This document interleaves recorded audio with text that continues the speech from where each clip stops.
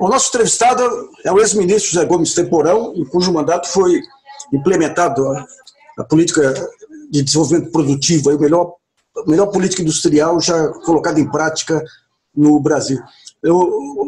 Temporão, eu queria que você narrasse só um pouquinho o início. Eu lembro de um evento que teve lá no BNDES, bem no comecinho, que o BNDES, a pedido da Fiocruz, fez um levantamento do PIB da saúde. A partir daí, como que evoluíram as ideias? Bom, Nassif, na verdade, isso começa... São múltiplas dimensões que vão se somando, né? Se a gente for voltar lá atrás, nós tivemos a política dos genéricos, que, na verdade, começou com o Itamar Franco, né? E depois, com o ministro Serra, virou lei. Você tem uma série de iniciativas, quando a SEMI ainda existia, Central de Medicamentos, a política da SEMI tinha uma dimensão farmoquímica, de inovação e desenvolvimento, depois se perdeu. Você teve o Programa Nacional de Imunizações, que de maneira inovadora, nos anos 80, começou a fazer parcerias entre a Fiocruz e laboratórios multinacionais de transferência de tecnologia, né? E no final dos anos 90, início dos anos 2000, eu e o Carlos Gadelha coordenamos o projeto Inovação da Fiocruz, que era um projeto de prospecção de cadeias produtivas, né? Então, a gente começou com vacina, depois a gente foi para reagente, depois a gente foi para fármacos, e aquele seminário do BNDES foi muito interessante, até o ex-ministro Adib Jatene participou. Ele foi uma espécie de síntese de tudo que a gente tinha caminhado até ali. E tem uma dimensão também acadêmica. Além da dimensão de política pública, a dimensão acadêmica, a grande figura é o Carlos Gadelha, que na tese de mestrado, depois de doutorado dele, na linha neo-schumpeteriana do Schumpeter, da destruição criadora. E eu, trazendo a visão de saúde pública, nós começamos a discutir dentro da Fiocruz como é que a gente podia pensar uma política industrial que dialogasse com a política de saúde. Como pensar, dar um novo enfoque para a questão do desenvolvimento com a saúde, a ciência e a política industrial dialogando e caminhando juntos, considerando que nós estamos num país que tem um sistema universal, com demanda muito grande, 200 milhões de habitantes, universidades, centro de pesquisa, estrutura fabril, entidades reguladoras como a Anvisa, ou seja, nós temos tudo para fazer o que a China fez e o que a Índia fizeram. Infelizmente, eu acabo de ler no jornal agora que nós estamos com um problema para produzir 21 medicamentos agora, nesse momento, no Brasil, porque a Índia bloqueou a exportação de 31 toneladas de princípios ativos no Brasil, por conta de lockout deles também, fábricas fechadas, crise. Então, o que está batendo a nossa porta é o seguinte: nós temos que ter uma política de desenvolvimento produtivo que integre essas dimensões: saúde, poder de compra do Estado, setor privado, setor público, ciência, desenvolvimento e política industrial. Foi exatamente isso que nós fizemos a partir de 2007, quando eu assumi o Ministério, criando as parcerias para o desenvolvimento produtivo, que nada mais são do que isso. É um conjunto de iniciativas envolvendo o BNDES, o Ministério da Saúde, Política Industrial, Ciência e Tecnologia, usando o poder de compra do Estado e internalizando produção do que nós consideramos serem tecnologias estratégicas para o futuro do sistema de saúde. Infelizmente, de 2015, 2016 para cá, houve uma desaceleração desse programa. Ele não foi extinto, ele continua, ele está andando, existem mais de 100 PDPs atualmente funcionando, mas perdeu muito peso, perdeu muito elan do ponto de vista de prioridade dentro do contexto mais geral do país. Temporão, como que as multinacionais recebiam essas propostas aí de transferência de tecnologia em troca de compra de medicamentos? Então, teve até um episódio também que eu queria destacar, que foi que em 2007, pela primeira vez, o Brasil quebrou a patente de um medicamento, na minha gestão, assinado pelo presidente Lula, que foi a do Efavirenz, que era uma droga do coquetel de tratamento da AIDS naquela época, né? A empresa detentora da patente era a Merck americana, e nós fizemos o licenciamento compulsório por interesse público, e nós não chegamos a um acordo econômico com o laboratório. E passamos, então, a produzir o medicamento numa associação entre a Fiocruz e uma série de empresas brasileiras de farmoquímica, as poucas que sobraram, que nós temos hoje, a Nortec e mais algumas. E passamos a produzir o genérico aqui, pagando royalties por determinada patente. Houve muita discussão, muito debate do tipo, isso é um absurdo, as empresas vão fugir do Brasil. Aconteceu exatamente o contrário, né? Isso, caminhando com a política de genéricos, levou a uma explosão em farmácia popular, que é a ponta do varejo, né?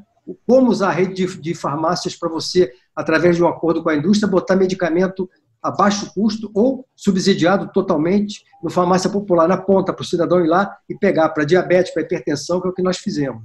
Então, na verdade, para a indústria isso aí é excepcional.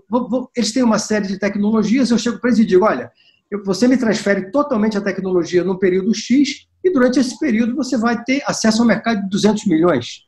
Quer dizer, isso quem for contra isso está delirando, até porque já estão trabalhando com outro portfólio. E aí tem uma outra questão, a gente não pode ficar atrelado apenas a essa dimensão da transferência do que já está no mercado. Nós temos que ter um outro braço, que é tentar estar na fronteira do conhecimento para prospectar e desenvolver novas tecnologias. O Brasil também tem todas as condições de relações.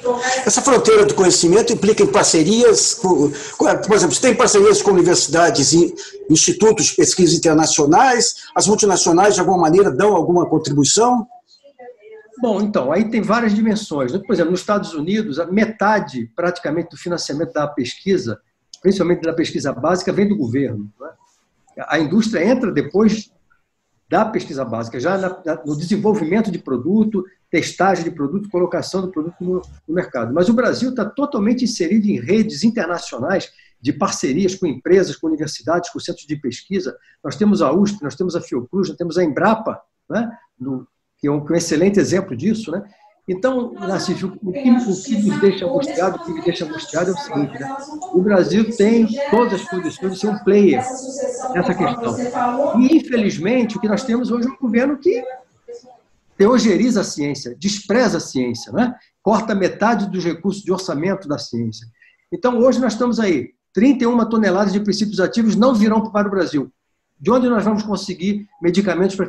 Veja, esses princípios ativos têm medicamento para dor, para febre, para a hidroxicloroquina, que está sendo testada para tratar o Covid-19, está aí nesse pacote.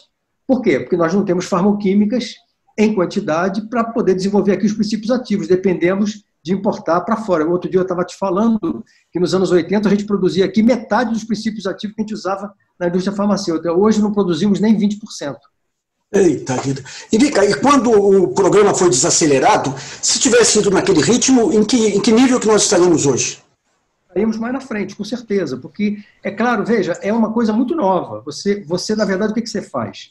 Como o governo federal é o grande comprador, ele usa o seu poder de compra para negociar com a indústria, traz os laboratórios públicos. Aí nós temos um problema, porque a maioria dos laboratórios públicos, com raras exceções, com exceção da Fiocruz, do Butantan e mais um ou outro, são laboratórios que não têm essa visão empresarial, que não têm essa visão da inovação. Eles vêm de uma visão tradicional de produzir princípios ativos, quase que commodity, sulfato ferroso e coisas antigas, medicamentos para tuberculose, para malária, que também são importantes. Mas é fundamental que os laboratórios oficiais se transformem num polo de inovação, num polo de desenvolvimento, além de produção, né?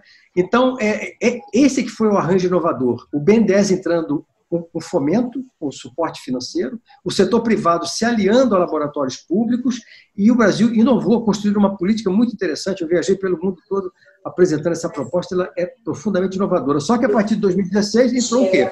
Um neoliberalismo radical, uma visão totalmente equivocada, e essa política que vinha andando com uma certa velocidade impediu que essas PDPs, que são as parcerias, esses contratos de internalização de produção no Brasil de tecnologias estratégicas, tenha se desenvolvido mais. Na verdade, nós paramos. Nós estamos com 80 e poucas hoje, mas paramos. E estão andando num ritmo muito lento. Temporão, teve o tal episódio Labogem, que a gente sabia que pelo sistema de filtros que o programa tinha, passaria pelo filtro, pelo crivo de laboratórios militares, mas a imprensa criou um escândalo com a participação de um doleiro, daquele Youssef. Em que isso atrapalhou? Isso chegou a criar empecilhos aí com aquela onda que foi criada? Sim, claro que cria. E aí tem uma visão que é complexa, porque, por exemplo, dá um exemplo didático aqui para quem está nos assistindo. O Brasil tem uma concentração importante de pacientes portadores de hepatite B. E existe um medicamento chamado Sofosbuvir, que cura a hepatite B. Né? Bom, esse medicamento é produzido por uma empresa americana, a Gilead, só que o Brasil conseguiu desenvolver um genérico através de uma parceria entre o laboratório de São Paulo, Planver, e Farmanguinhos da Fundação Oswaldo Cruz, e nós temos o genérico em condições de fornecer esse genérico a um preço infinitamente menor do que o Ministério da Saúde paga para o detentor da patente. O que aconteceu? Isso está judicializado. Ou seja, Farmanguinhos está impedido de fornecer o medicamento para o governo federal porque o detentor da patente, discutindo lá uma firula da Lei de Proteção Patentária, entrou na justiça e conseguiu uma liminar e a gente não conseguiu avançar. A outra dimensão é a dimensão dos órgãos de controle. Muitas vezes falta uma visão mais estratégica, uma visão mais ampla. Ficam se atendo muito a firulas processuais, né? Regras e normas do processo, e perdem um pouco essa visão mais estratégica de como isso é importante para o país. Hoje nós estamos aí diante de uma situação de segurança nacional. O que é segurança nacional? Garantia da vida dos brasileiros. E estamos frágeis aí. O governo não consegue importar respirador porque os americanos foram na China e compraram tudo. Não consegue importar material que protege os profissionais de saúde, que estão faltando já neste momento, porque nós não produzimos. Não consegue importar respirador porque a nossa indústria parou de produzir. Dentro dessa visão, não, compra lá fora que está tudo resolvido. O mundo mudou. Esse episódio que nós estamos vivendo agora do Covid-19 não é o primeiro. Tivemos gripe espanhola, gripe asiática, tivemos H1N1 em 2009, tivemos SARS, tivemos MERS, agora temos Covid-19 e teremos outras emergências sanitárias no futuro. Nós temos aqui nos preparar, não é uma visão de fazer tudo aqui, mas fazer aqui o que é estratégico, o que é fundamental para o desenvolvimento e para a sustentabilidade tecnológica do SUS. Isso é muito importante. Sustentabilidade tecnológica do nosso sistema universal, que é o grande fornecedor de tecnologias e de insumos para a garantia da nossa saúde. A gente tem lido aí que algumas instituições, a própria Farmanguinhos, Oswaldo Cruz, a Fiocruz, a Poli aqui, teriam desenvolvido equipamentos para diagnóstico rápido e outras. Como é que se faz para multiplicar isso aí? Se você tivesse hoje, digamos, no conselho aí de guerra contra o coronavírus, como é que seria montada a estratégia? Bom, veja, a Fiocruz produz o teste do PCR, mas é que é um teste que é mais rigoroso, mas é um teste que o resultado sai um pouco depois. Né? Os testes modernos que estão sendo lançados no mercado agora, praticamente todos eles por empresas chinesas, né, e americanas, é o teste que detecta e mede anticorpos. Ele é mais rápido, ele pode sair o resultado em 10, 15 minutos, né? Então ele é muito mais interessante para você manejar o que está acontecendo. Por exemplo, a gente não sabe o número real de casos hoje no Brasil. O Ministério ontem anunciou cerca de 7 mil casos, mas pode ter certeza que se você multiplicar isso por 10 ou por 15, não estaremos errando muito. Por quê? Porque eu estou testando pouco. Para testar pouco, tem que ter teste. Nós vamos ter condições de testar muito mais? Não. Por quê? Os americanos estão comprando todos os testes disponíveis no mercado e os países ricos da Europa. Né? Nós poderíamos estar produzindo aqui? Sim. Como? Se não tivessem cortado os recursos para a ciência de 2016 para cá, a situação poderia ser outra. A Fiocruz tem uma planta de produção, mas ela tem uma escala limitada. Ela poderia produzir um número muito maior? Sim, poderia. Mas o que falta? Investimentos. Colocar a ciência no centro do projeto de desenvolvimento e não atacá-la como o governo Bolsonaro faz. Digamos que o governo Bolsonaro tivesse uma luz, um raio de luz aí e resolvesse chegar na Fiocruz e dar os recursos necessários para ampliar a planta. Em quanto tempo que se conseguiria implementar esse aumento? Difícil dizer. Por exemplo, vamos tomar um exemplo no campo da produção de vacinas. Né? Pouca gente sabe, mas o nosso Programa Nacional de Imunizações, que é um dos melhores do mundo, né? Respeitado internacionalmente, praticamente 90% das vacinas que nós utilizamos aqui no Brasil são produzidas no Brasil, em Biomanguinhos, no Butantan e em outros laboratórios, através dessa política de transferência que vem lá dos anos 80. Né? Na verdade, só uma referência histórica, isso começou com a epidemia de meningite meningocócica escondida pelo governo militar, que depois o governo militar teve que assumir que estava acontecendo, e ali começou essa parceria entre a Fiocruz e laboratórios estrangeiros. Então, só para você entender, quanto tempo demora produzir um lote de vacinas? Entre 8 e 10 meses.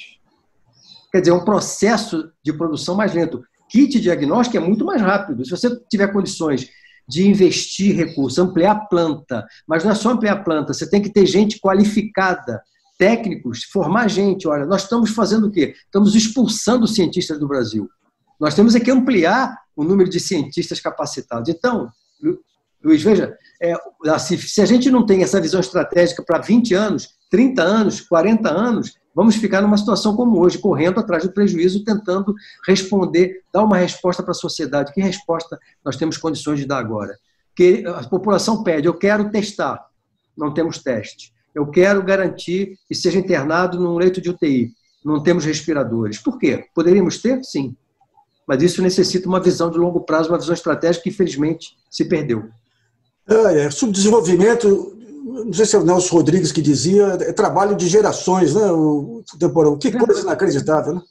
É verdade. A gente podia estar bem melhor hoje se essa política tivesse sido mantida no mesmo grau de prioridade, se tivesse sido expandida, se tivéssemos inovado em relação a ela, e se não tivéssemos feito o que nos últimos 2 anos foi feito, que foi uma tragédia. Nós simplesmente estamos reduzindo o avanço da nossa ciência. A Coreia do Sul, todo mundo fala, que maravilha, vai lá ver. É 2 a 3% do PIB em ciência e tecnologia. E nós cortamos isso, nós estamos ali em 1 ponto alguma coisa, cortamos isso para menos de 1%. Quer dizer, nós temos que investir mais em ciência. Temporão, obrigado por sua entrevista. Muito obrigado, grande abraço, até a próxima. Tem 2 dimensões que, lá na frente, quando a gente sair dessa situação, daqui a alguns meses, a vida voltar ao normal, que eu tenho certeza que estão calando fundo na sociedade. As pessoas estão começando a pensar. Primeiro, a importância do SUS. Né? E é curioso, você vê que em nenhum lugar o SUS aparece. Nem agora na televisão aparece o SUS. Na verdade, o tempo todo quem está falando na televisão agora é o SUS. Mas não aparece SUS. Você está entendendo? Aparece filantropia do setor privado. Ora, pelo amor de Deus, chega a ser constrangedor. Então, o SUS como sistema universal para valer, para todos, financiado com recursos do orçamento público, através do recolhimento de impostos, sem discriminação, equitativo, descentralizado, de qualidade. Esse é o desafio agora que vem. Esse é muito importante e eu acho que a gente ganhou espaço nisso. Segundo, a ciência. Como construir um país tão desigual, enfrentar a situação da desigualdade, da pobreza, da miséria, sem a ciência estar no centro da política da nação. Então, eu acho que a questão do SUS e a questão da ciência voltam à agenda estratégica e nós, com certeza, vamos avançar nesses 2 campos. Então, tá firme. Um abraço, então, Temporão. Grande abraço, tudo de bom. Até a próxima.